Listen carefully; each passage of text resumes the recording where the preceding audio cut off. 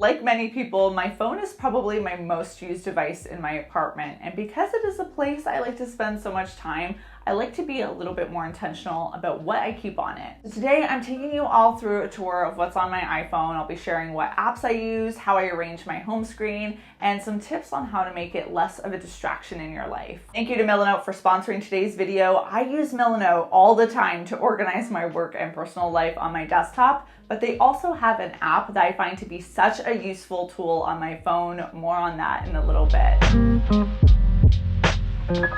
This is my current phone. It is the iPhone 12 Pro. The case I'm using isn't anything too special. It's just a MagSafe case directly from Apple in this beautiful foresty green color. Love that it makes charging with the MagSafe more convenient, but it is a bit on the smudgier side, so a little bit of a drawback there, but my phone does stay protected. I have no cracks on it, so we're doing good. Let's dive in to the apps. So this is what my first home screen page looks like. I only have 2 home screen pages. I had at one point fallen into the whole customizing my iPhone with like a color scheme and these super impressive like layouts and widgets that you can do now, but I kind of pulled back on that because as new apps came in and as I wanted to rearrange my phone, I just found it really time consuming. So we're back to a pretty traditional layout. I still use widgets, but just the ones that are made by the apps themselves. On the top row, I've got the Health app, the Chrome app, the Photos app, and Outlook. Pretty self-explanatory apps. Don't think I really have to deep dive into that. And then on the next row, I have my Google Calendar app, which is what I use for scheduling all of my appointments and deadlines and all that fun stuff. And then I have my first folder, which is my watch folder. I recently got an Apple Watch. I did a whole video on the Apple Watch apps that I have on there. So if you want to check out that video, it will be linked down below. I talk about both Money Coach and Waves in the Apple Watch video, so I won't deep dive into that. But Round, I want to bring attention to because it really is a great app on the Apple Watch or on the iPhone. And what it does is it will remind you during a set period that you tell it to when to take vitamins or medication. Moving out of the Watch app, then there's the Finance app. This is a folder I use a lot because I'm a big believer in checking in regularly with your spending and your finances because that really helps me feel more confident with money. I've got my banking apps, RBC and TD. I also have the Wealth Trade app, which is a platform that you can use to buy stocks. It's very user-friendly. There aren't fees on transactions, a lot of fun benefits to using it, and a great platform I feel like to use to dip your toes into the sand of the stock market. ShakePay is an app that I've used to buy some Bitcoin, and one of the fun features about ShakePay is every day you can shake your phone and it will give you Shatokis, which is like, I guess the simplest explanation is like a cent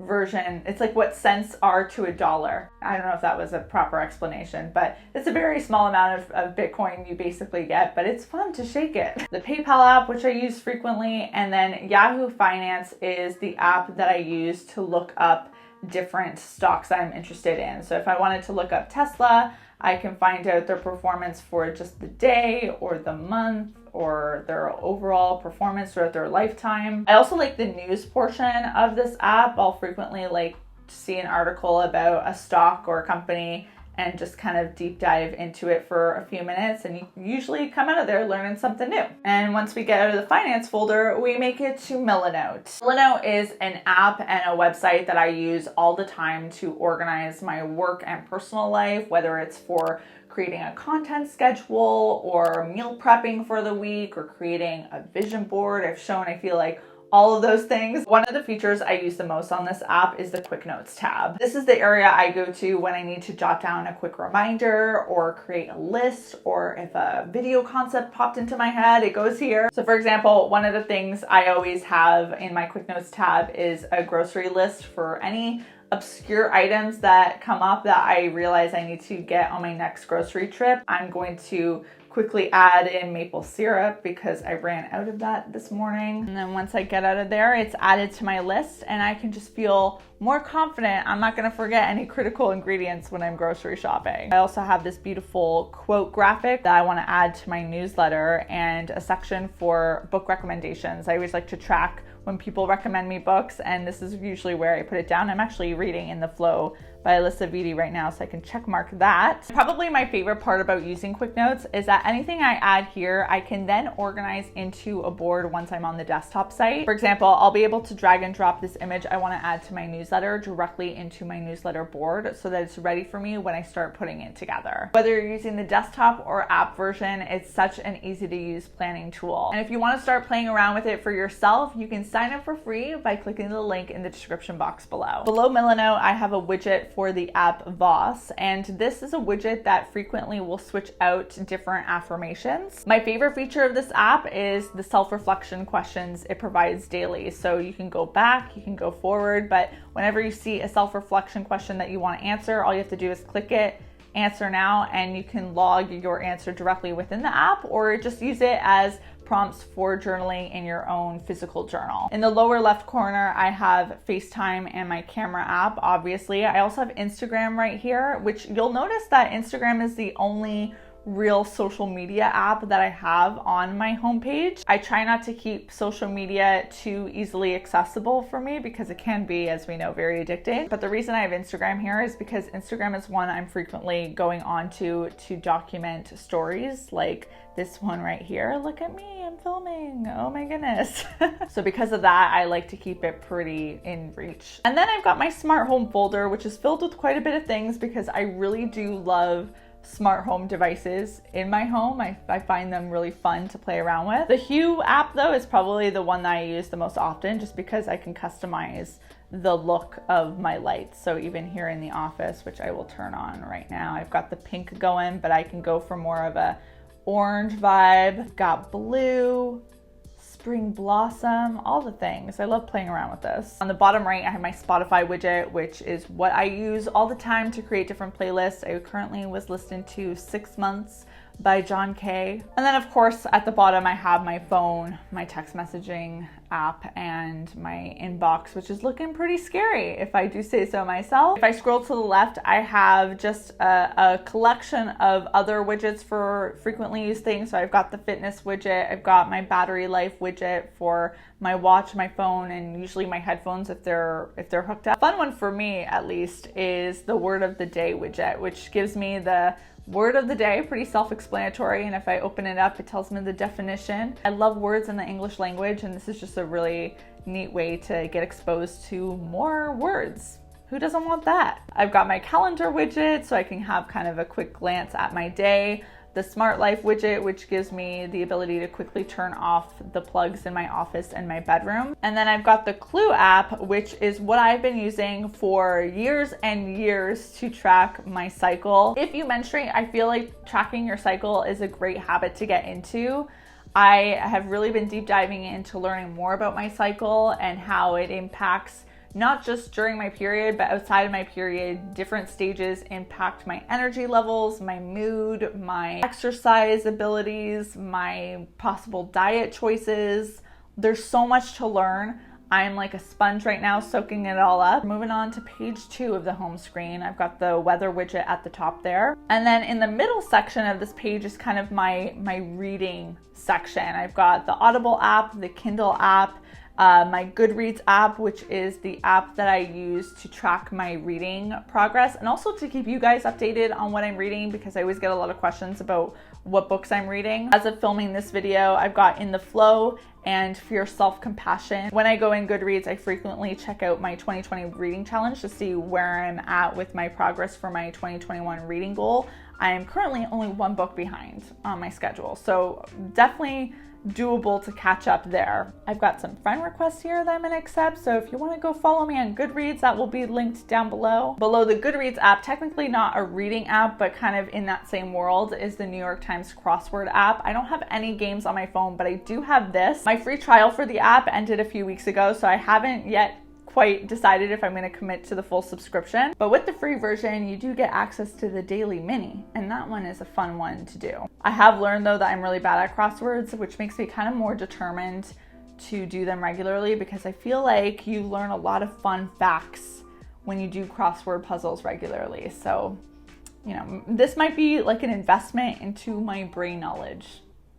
yeah, that's how I'll spin that purchase. I also have the Libby widget, which Libby is an app I've talked about before, but it is the app that I use to rent ebooks from my local library, which for me is the Toronto Public Library. I just finished reading Tools of Engagement by Tessa Bailey with it, but I'm going to be reading The Layover by Lacey Walden next. I also have The Road Trip by Beth O'Leary on my list. Below the Libby app, I have a Pinterest widget, which is currently just cycling hourly through photos from my travel aesthetic board on Pinterest. If you don't follow me on Pinterest, I highly recommend it. I have a lot of boards I keep up with frequently. The Apple News app, so I can check in with what's going on with the world. I recently discovered the magic of the Apple Shortcuts app. So this is the first one that I'm really experimenting with to log my water intake.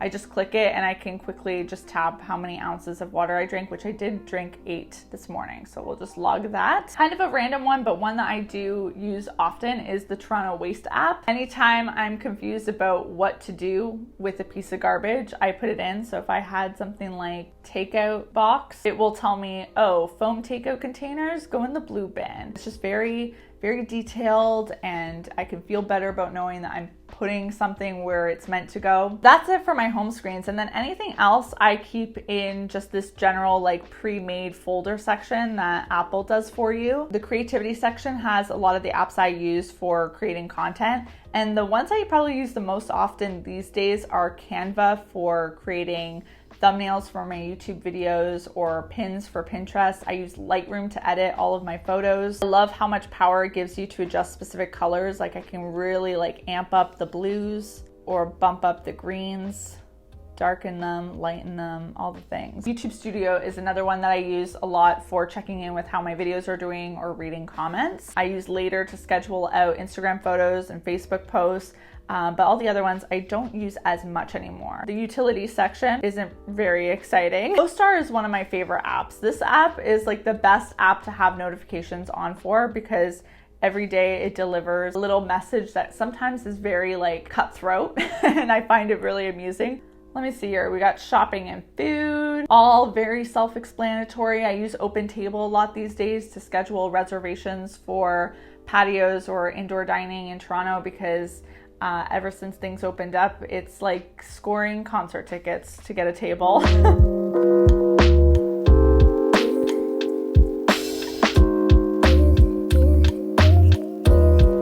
That's it for the apps on my phone, but I also wanted to take a moment in today's video to talk about what are some strategies that are helpful for me to make my phone less of a distraction. One of the things that I kind of touched on a little bit when I talked about Instagram is that I keep all of my social media apps off of my homepage. Like I keep them a little bit more buried in my phone because those are apps that I find are the biggest time wasters and the ones where my fingers will automatically just go to immediately. So if they're in a destination that requires a few more swipes, then I have to be more intentional about the process of accessing them. I feel like when my apps stay in the same spot for really long periods of time, I tend to find myself mindlessly scrolling and opening things without having a real intention to do so. If I just rearrange things on my phone, it forces my brain to be like a bit more in the moment when I am on the device. For social media especially, but really for any app, turning off notifications is really gonna minimize the opportunity for your phone to pull you in and distract you because you're not gonna have an alert that's kind of